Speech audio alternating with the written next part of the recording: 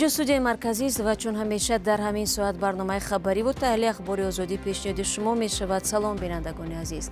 امروز 11 مارت این موضوع ها را داریم. در حالی که اوکراین با صدها هواپیمای بی‌سرنشین مسکو را هدف قرار داده است، در عربستان سعودی هیات‌های واشنگتن و کیف راه‌های ختم نزاع در اوکراین را بررسی می‌کنند. چرا روزنامه‌نگاران تاجیک هرچی بیشتر با گناه‌های وزنین متهم می‌شوند؟ تری بروردن خود تروریسم کرد. تریش به کلان میگیره خود نیستمون خیلی. و حادثه‌ای که قرقیزستان را به دهشت آورد، 5 مرد خانم جوانی را دسته‌جمعی و با تکرار به ناموسش تجاوز کردند. در جریان کارهای فوری و جستجویی 5 شهروند دستگیر و به بازداشتگاه موقتی انتقال داده شدند. در حمله‌های وسیع مقیاسی اوکراین به پایتخت روسیه و ولایت مسکو دست کم 2 نفر کشته شدند. به قول مقامات در حمله‌های صبح 11 مارت 18 نفر دیگر جراحت برداشتند. آسیب دیدگان از شهرک ویدنه و در روستای یم در نزدیکی شهر دمدیتوو بودند. سرگئی سابیانین رئیس شهر مسکو در کانالش در تلگرام گفت که نیروهای روسیه 70 پهپاد عظیم شهر مسکو را از بین بردند. وزارت دفاع روسیه میگوید که در مجموع 337 پهپاد اوکراین را در گوشه‌های گوناگون کشور زده و نابود کردند. معلوم نیست در حمله‌های اوکراین چقدر درون به کار بردند، ولی آن یکی از حمله‌های وسیع مقیاسی اوکراین به قلمرو روسیه در چند هفته گذشته به حساب می‌رود. حمله گسترده در زمانی صورت می‌گیرد که مقامات بلندپایه آمریکا و اوکراین در عربستان سعودی جمع آمدند و درباره راه‌های پایان دادن به جنگ صحبت می‌کنند.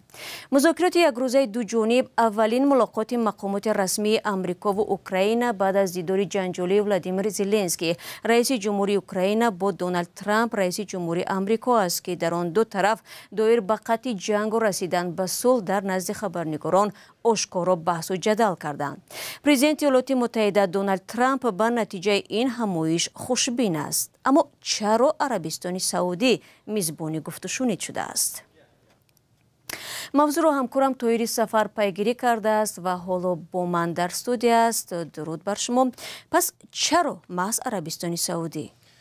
بله، سلام شالا و سلام بیننده عزیز. نقش عربستان سعودی چون میانه رو در مذاکرات صلح هنوز ماه فوریه زمان در مرکز توجه قرار گرفت که بین دیپلمات‌های آمریکا و روسیه اولین دور مذاکرات برای پایان دادن جنگ در اوکراین برگزار شد. این گفت و شنیدها با کاهش شدت در رابطه سرد بین واشنگتن و مسکو امیدوار کرد چون دو کشور برای برقرار کردن مناسبت‌های دیپلماتی به موافقه رسیدند.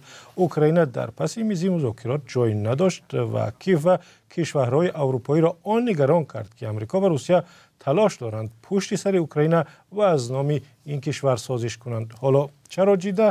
گپ سر این است که پرزیدنت آمریکا با عربستان سعودی یک رابطه خاص و نزدیک دارد.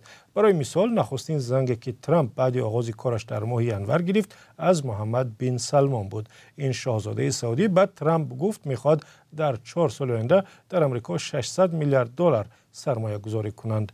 ترامپ هم اعلام کرد که نقشه دارد هفته‌های نزدیک به عربستان سعودی برود، ولی شاهزاده با کشورهای دیگر هم رابطه نیک دارد. او دوست قدیمی پرزیدنت روسیه ولادیمیر پوتین است. روسیه و سعودی سالهای اخیر همکاری‌های نزدیک به راه ماندند و مخصوصاً در دایره سازمان اوپک و برای استخراج نفت. محمد سلمان همچنین از مهمان‌های افتخاری پوتین در مراسم آغاز بازی‌های جام جهانی فوتبال در سال 2018 بود و رهبر کرمل خودش به استقبال او رفت. خب آیا خوشبینی پرزیدنت ترامپ از اینجاست یا نشانه‌های سازش نیز دیده می‌شود؟ شالا هنوز چیزی مشخص رسانه‌ای نشده است و در ضمن روزنامه‌نگاران میگویند عربستان سعودی میتواند این گفت و شنیدها را دور از چشم رسانه‌ها و در فضای آرام برگزار کند. احتمال کیف، واشنگتن و مسکو برای یک روند صلح آمادگی نشان خواهند داد، هرچند حالا یگان راه دقیق برای حل نزاع به نظر نمی رسد. آنچه بیشتر رسانه‌ای شده است شالا این است که واشنگتن کیف را به گذشته‌های راهنمایی می‌کند، اما روشن نیست روسیه باید چه گذشته‌ای کند. به هر ترتیب مذاکرات یک نتیجه خواهد داشت که محمد بن سلمان را چون یک میانه‌روی تاثیرگذار معرفی خواهد کرد و عربستان سعودی را همچون کشوری که بتواند در این روند نقش مهم بازی کند. تشکر همکارم طاهر سفر بود که درباره منطق میزبان مذاکرات صلح اوکراین انتخاب کردن عربستان سعودی صحبت می‌کرد.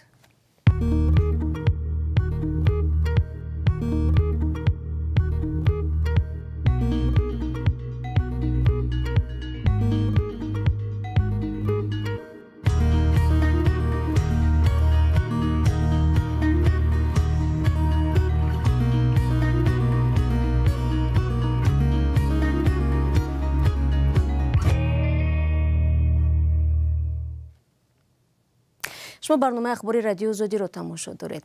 11 مارس در تاجیکستان همچون زودروزی مطبوعات تاجیک جشن گرفته می شود، چون که در همین روز 113 سال پیش روزنامه تاجیکی با نام بخارای شریف نشر شده بود. اما متاسفانه سالهای اخیر در این روز ما بیشتر درباره خبرنگاران صحبت میکنیم که با این و یا آن عیبنامه خیلی وزنین از آزادی محروم شدند. ارشاد سلیمانی موضوع رو ادامه می‌دهد.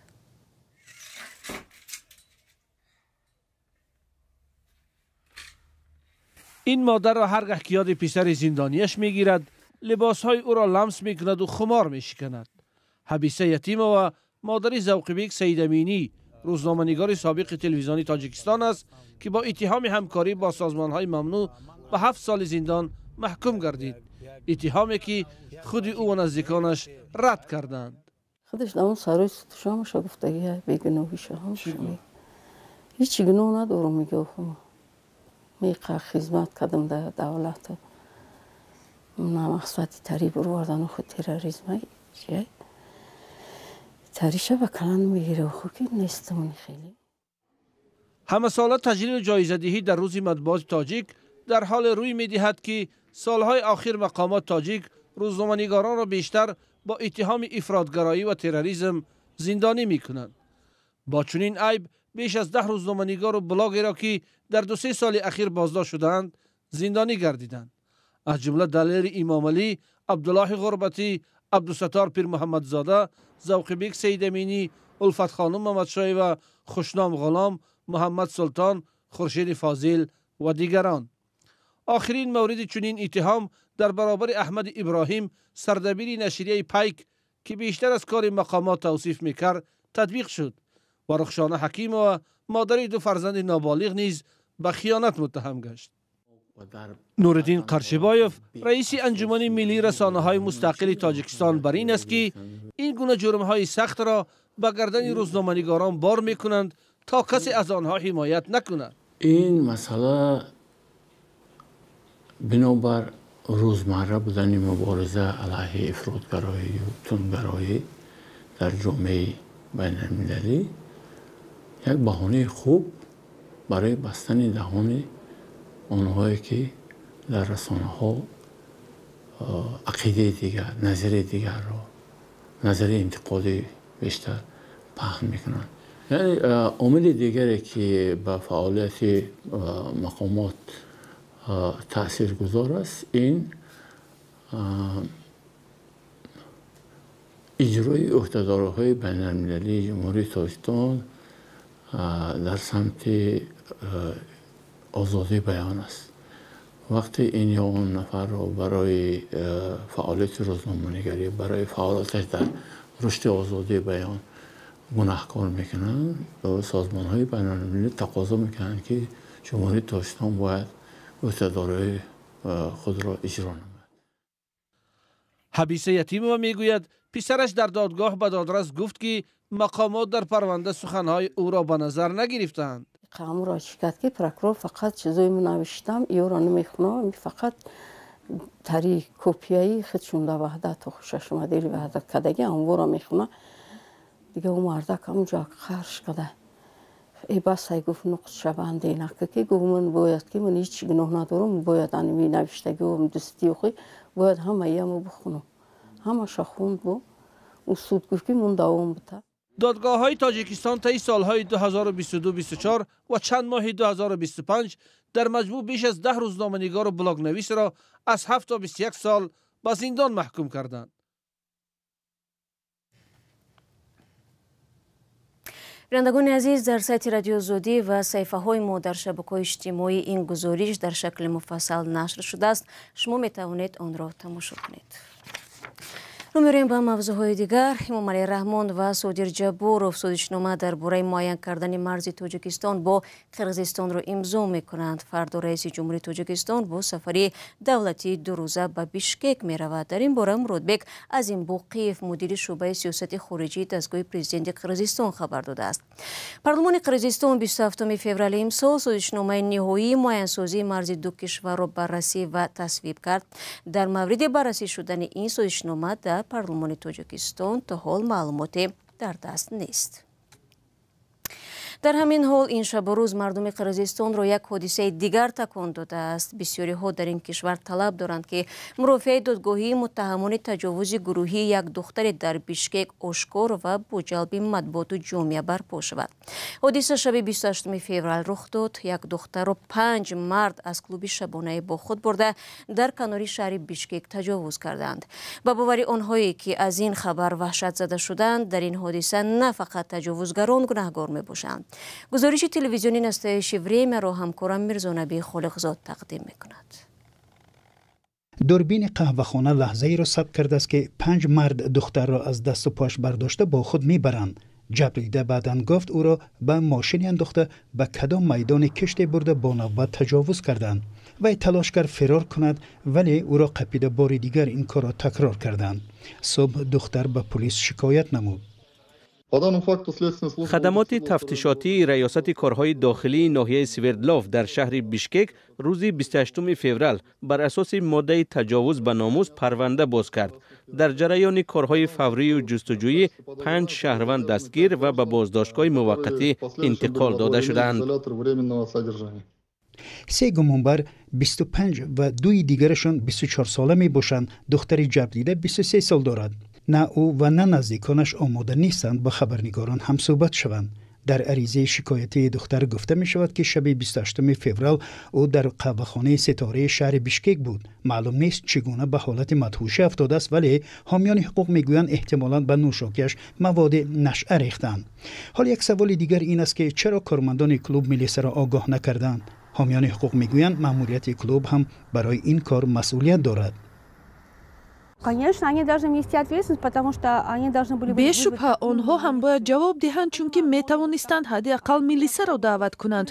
شاید هم یک محافظ به 5 کس مقاومت کردن نمی توانست ولی ملیسه را باید حتما خبردار می کردند. رقم ماشین را باید عکس می گرفتند. یعنی مأموریت کلوب باید کار را چنین به راه می ماند که کمترین معلومات هم باشد در اختیار پلیس باید واگذار می کردند. کلوب ستاره شبها کار میکند و روزها بسته است. فعلا فهمیدن موقع کارمندان این کلوب امکان ندارد. ولی در شبکه‌های اجتماعی این حادثه را بسیار فعالانه محاکمه میکنند و اکثریت از این حادثه به خشم آمدند. آنها میگویند جنایتکاران باید به سنگین‌ترین جزا گرفتار شوند.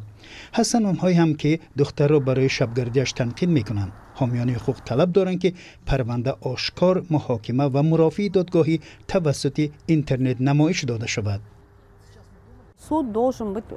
مرافعه مثل پرونده سابق وزیر اقتصاد قزاقستان بیشیمبایف باید باز گذارد چون این یک وحشیگری است. انسان چون این رفتار نمی کند. ما باید محکوم کنیم. باید محکومیت اخلاقی جمعیتی باشد و از بی‌جزایی باید پیشگیری کرد. مرافعه باید برای همه اعضای جامعه دسترس باشد.